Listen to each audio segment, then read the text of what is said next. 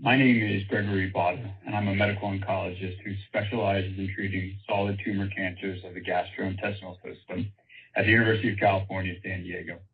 I'm also an investigator for Immuneering Phase 2A study. In my career, I have also treated a large number of pancreatic cancer patients. The patient in this case study is again from the arm studying atebimetinib in combination with FOLFIRINOX in first-line pancreatic cancer patients. For this case study, the patient was a 61-year-old female patient with biopsy-confirmed metastatic pancreatic cancer to the lung and a confirmed KRAS G12D mutation. The patient initially achieved an unconfirmed partial response and then stabilized for about 5 to 6 months. During that time, the primary lesion in the pancreas continued to shrink, achieving a 56% reduction by around 7 months. The patient's response made her a candidate for treatment with curative intent.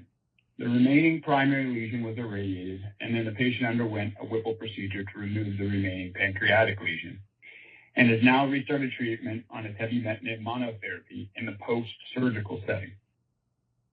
At the time of this call, the patient has now been on atebimetinib either in combination or as a monotherapy for over 14 months and has experienced great quality of life and stable weight.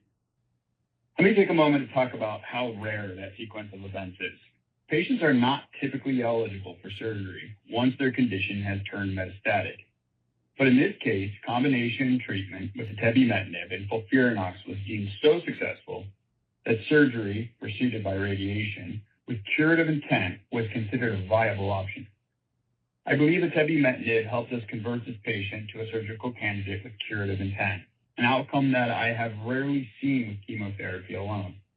And today, the patient has no radiologic evidence of new disease. Now, while the patient has to be censored from survival measurements, the patient continues to do well, approximately 14 months after starting treatment, and remains on atebimetinib monotherapy treatment. Our site has also treated many other patients with atebimetinib, and we have seen other responses that would be unexpected with chemotherapy alone.